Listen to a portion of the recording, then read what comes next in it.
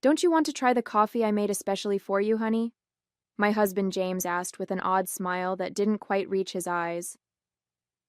I was sitting at my sister-in-law Nina's elegant dining table in her Nashville home, where we gathered for our monthly family brunch. The coffee cup in front of me had a strange, almost metallic smell that made my stomach turn. My name is Christina, and at 29, I never imagined I'd be questioning whether my own husband was trying to poison me. But after 3 years of marriage and countless incidents of accidental food poisoning, I had learned to be cautious, especially around Nina. She had a way of orchestrating situations that left me sick or humiliated, always with that same innocent smile James was wearing now. "How thoughtful of you," I replied, forcing a smile while my mind raced. The aroma wafting from the cup was unlike any coffee I'd smelled before. It reminded me of the time last month when I'd ended up in urgent care after drinking tea at Nina's house. The doctors couldn't explain my symptoms, and Nina had insisted she'd made the tea exactly the same way she made her own. Nina watched me intently from across the table, absently stirring her own untouched coffee. "James has become quite the barista lately," she said with a smirk. "He's been practicing different brewing methods just for you." The way she emphasized "for you" sent chills down my spine. I had noticed James spending more time at Nina's house lately, claiming they were planning a surprise for our upcoming anniversary. But something felt off. The whispered conversations that stopped when I entered the room, the strange texts I'd glimpsed on his phone, and now this coffee with its peculiar scent. I lifted the cup, pretending to take a sip while studying their expressions. James and Nina exchanged a quick glance that confirmed my suspicions. Making a show of checking my phone, I stood up abruptly. "Oh, would you look at that? I need to make a quick call for work. Nina, would you mind if I use your study?" As I walked past Nina's place setting, I deliberately stumbled, quickly switching our coffee cups in the confusion of steadying myself. "I'm so sorry," I exclaimed, straightening up. "I'm such a klutz sometimes." Nina waved off my apology with a tight smile. "Just try not to break anything in the study." I nodded and hurried away, my heart pounding. Through the study's doorway, I could still see them at the table. Now I just had to wait and watch. From the study doorway, I watched Nina lift the coffee cup to her lips, and my stomach clenched with anxiety. Part of me wanted to stop her, to warn her, but I needed to know the truth.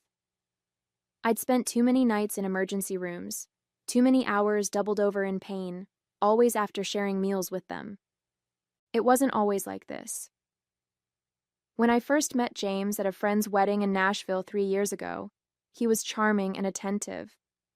Nina had seemed welcoming too, inviting me to family gatherings and offering to help plan our wedding. But looking back, I should have noticed the red flags.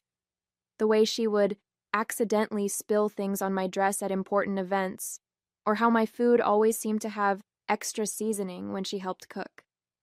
The incident started small, an upset stomach here, a mild allergic reaction there. James always had an excuse ready. Maybe it was something you ate earlier, or you must be coming down with something. But the pattern was becoming clear. The worst was 2 months ago, when I ended up hospitalized after eating breakfast at their house. The doctors found traces of something in my system they couldn't identify, but James convinced everyone I must have taken some expired medication.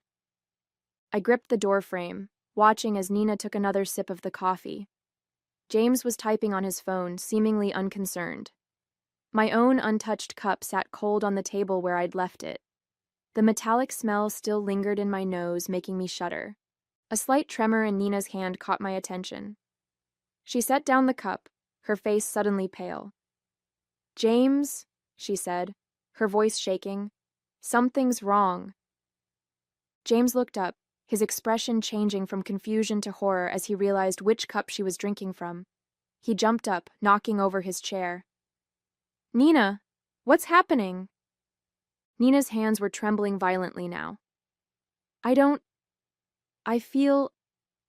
She tried to stand but stumbled, grabbing the edge of the table for support. "James, what did you put in that coffee?" I stepped out of the study, my phone already recording. James was beside Nina now, his face ashen. "That wasn't supposed to be your cup," he whispered, but in the silence of the dining room, his words carried clearly. Nina's eyes widened with realization and fear. "Call an ambulance," she gasped, sliding to the floor. "Please, I can't." I dialed 911 immediately, my hands steady despite the chaos unfolding before me. Nina was on the floor now, her body racked with violent tremors.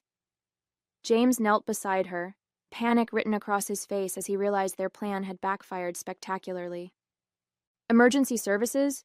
Yes, we need an ambulance at 1542 Maple Grove Drive," I said clearly, keeping my phone recording with my other hand. "My sister-in-law appears to be having a severe reaction to something in her coffee. She's conscious, but experiencing tremors." As I spoke to the dispatcher, Nina's eyes locked onto mine. The usual cold calculation in her gaze was replaced by raw fear. "Christina," she gasped, "you switched. You knew?" "Ma'am, the ambulance is on its way," the dispatcher assured me. "Please stay on the line." James was growing more frantic by the second.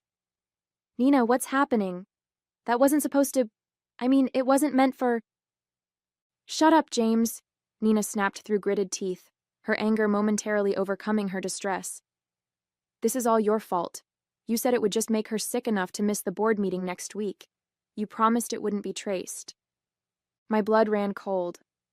The board meeting, where I was scheduled to present my proposal for a major client account, the same account Nina had been trying to land for months at our competing firms. Everything started clicking into place. "The tea last month," I said, my voice surprisingly steady. "And the breakfast incident 2 months ago. Those weren't accidents, were they?" Nina's face contorted with another wave of pain. "The tea, that was supposed to keep you home during the Johnson contract presentation. But you went anyway." She clutched her stomach, doubling over. "James said, he said we just needed to discredit you, make clients think you were unreliable." The sound of sirens filled the air outside. James stood up, backing away from both of us. "Nina, stop talking. You don't know what you're saying." "I know exactly what I'm saying," Nina spat, her words slurring slightly. "We've been planning this for months, ever since Christina started outperforming me at every client meeting. You were supposed to make sure she drank it today."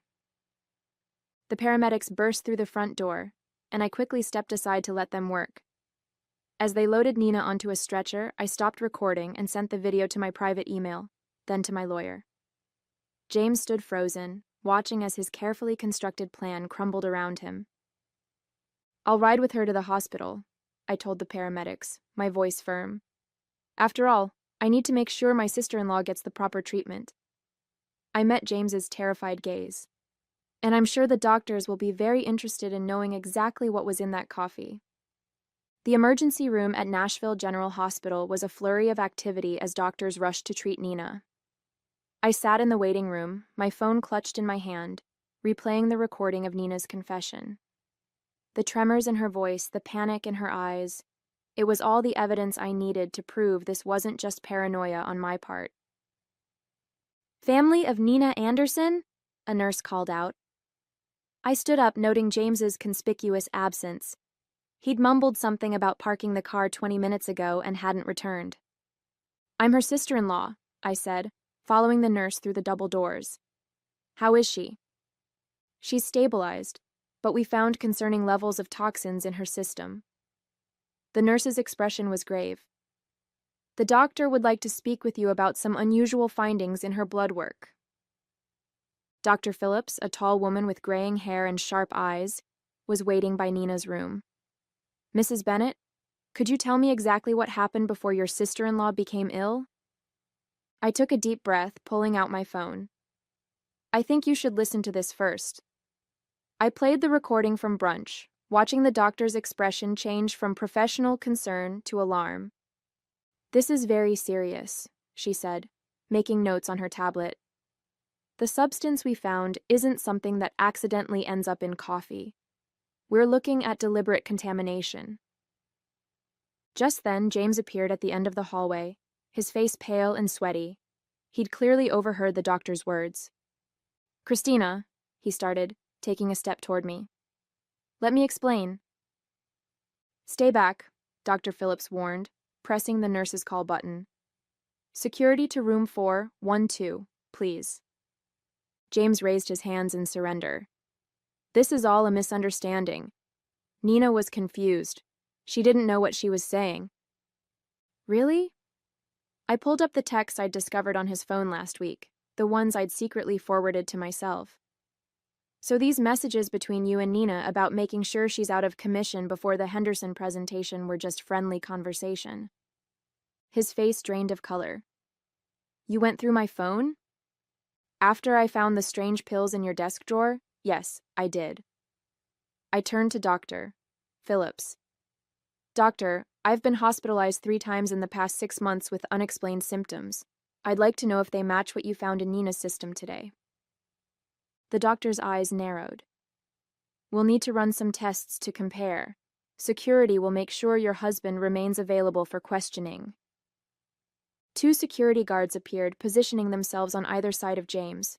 He looked trapped, his carefully constructed facade crumbling. "Nina and I," he stammered. "We were just trying to help you slow down. You were working too hard, taking all the big clients. Nina said if we could just make you take some time off." "By poisoning me?" My voice was steady, even as my hands shook with rage. "How long have you been doing this? Was it you who tampered with my food at the Christmas party, too?" James's silence was all the answer I needed.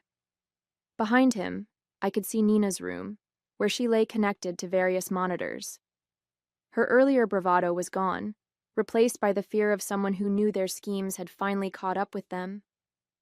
"Detective Mendoza is on her way," Dr. Phillips said quietly. "She'll want to take statements from everyone involved." I nodded, feeling a strange sense of calm. The truth was finally coming out, and there was no going back. Detective Mendoza arrived within the hour, her presence commanding attention in the sterile hospital corridor. She was a seasoned investigator who specialized in domestic abuse cases, and she listened intently as I played the recording from brunch and showed her the text messages. "Mrs. Bennett," she said, reviewing her notes, "you mentioned previous hospitalizations. Can you tell me more about those incidents?" I pulled out my phone again, opening a document I'd been quietly maintaining for months. "The first time was in February after a dinner at Nina's house. I had severe stomach pains and dizziness. The second was in April, the tea incident, and then in June after breakfast with them." My voice remained steady as I continued. "Each time, the symptoms were similar but just different enough that the doctors couldn't pinpoint a cause." The detective's eyes narrowed as she looked at my detailed log of dates, symptoms, and circumstances. "And you've been keeping records?" "Ever since I noticed the pattern." I hesitated before pulling out another phone from my purse. "I also started carrying a backup phone with a different number. I used it to record conversations when I was around them. I have several where Nina and James discuss their plans, though they're careful not to be explicit." In one of the recordings, Nina's voice came through clearly. "The Henderson account is worth millions, James. We can't let her ruin everything we've worked for. Just stick to the plan. A few days of illness should be enough." James's response was equally damning. "I've got something stronger this time. She won't make it to the presentation." Detective Mendoza's expression hardened as she listened. Through the window of Nina's room, I could see my sister-in-law was now awake, looking significantly less confident than she had at brunch. "The hospital is running toxicology screens," the detective informed me. "Dr. Phillips has already identified several substances that don't occur naturally. We'll need samples from your home as well." A commotion down the hall caught our attention. James was arguing with the security guards, his voice rising in desperation. "I need to speak with my wife," he shouted. "Christina, please, you don't understand. We were trying to protect you." Detective Mendoza stepped between us. "Mr. Bennett, you're not helping your case. We've already found evidence of premeditated..." "Premeditated?" James laughed. a hollow sound that echoed through the corridor. We were just trying to slow her down. She was working herself to death, taking all the major accounts. Nina said if we could just make her take some time off. By poisoning her, Detective Mendoza's voice was sharp. That's not protection, Mr. Bennett. That's attempted murder. The color drained from James's face. Murder? No, that's not. We never meant to. Then what exactly did you mean to do? I asked, my voice surprisingly calm. When you put something in my coffee this morning, what was supposed to happen? James's silence spoke volumes. Behind him, I could see Nina watching through her hospital room window, her face a mask of fear and calculation. I wondered if she was trying to figure out how to spin this, how to explain away months of systematic poisoning as some sort of misguided attempt at helping me. We'll need both of their phones, Detective Mendoza told the security guards. And I want officers posted at both doors. Nobody leaves until we get the toxicology results. Dr. Phillips entered Nina's room with a tablet in hand, her expression grim as she reviewed the test results. Detective Mendoza and I followed, while James remained outside with the guards. Nina tried to sit up straighter in her hospital bed, but the tremors hadn't completely subsided. The toxicology report shows elevated levels of several substances, Dr. Phillips announced, her voice clinical. Most concerning is the presence of a particular compound that's typically used in pharmaceutical testing. It's not something the general public should have access to. Nina's face paled. That's impossible. James said it was just something to cause mild symptoms. Mild symptoms? Detective Mendoza interrupted, taking out her notebook. Like the ones your sister-in-law experienced over the past 6 months? The door opened and another detective entered, holding an evidence bag. We found these in Mr. Bennett's office desk at the Anderson marketing firm, he reported, presenting several small bottles with clinical labels, along with detailed notes about dosages and reactions. I felt my knees weaken as I realized the full scope of their plan. You were documenting everything? Like some kind of experiment? It wasn't like that, Nina protested, but her voice wavered. We just needed to track what worked. The first few attempts weren't effective enough. You kept showing up to meetings anyway. So you increased the dosages, Detective Mendoza concluded, examining the bottles. Did you know these substances could be lethal in higher concentrations? The room fell silent. James, still visible through the window, sank into a chair in the hallway, his head in his hands. The Henderson account, I said slowly, pieces clicking into place. It wasn't just about that presentation, was it? You needed me out of the way permanently because the client specifically requested me as their lead. Nina's face contorted with a mixture of anger and fear. You were ruining everything. I built that client portfolio for years, and then you show up and suddenly everyone wants to work with you instead. James said he could fix it. By killing me? The words hung in the air, heavy with accusation. We weren't trying to... Nina started, but Dr. Phillips cut her off. The concentration in the coffee you drank today, the doctor stated, looking directly at Nina, was significantly higher than previous samples we've analyzed from Mrs. Bennett's earlier hospital visits. If she had consumed it, the outcome would have been severe, possibly fatal. Detective Mendoza turned to the other officer. We'll need a full warrant for both their homes and offices, and contact the pharmaceutical company listed on these bottles. Find out how they obtained these substances. Nina slumped back against her pillows, the fight draining from her face. It wasn't supposed to go this far, she whispered. James kept saying we just needed one more try. I stepped closer to her bed, my voice steady despite the trembling in my hands. Every time I got sick, every meeting I missed, every client I lost, you were both there, watching, taking notes on how your poison was affecting me. What kind of people does that make you? The silence that followed was deafening.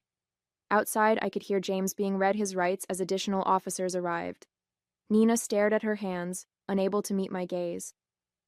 Detective, I said, turning away from my sister-in-law, I'm ready to make my formal statement now. The trial lasted 3 weeks, but it felt like years. I sat in the courtroom each day, watching as the prosecution methodically laid out their case against James and Nina. The evidence was overwhelming.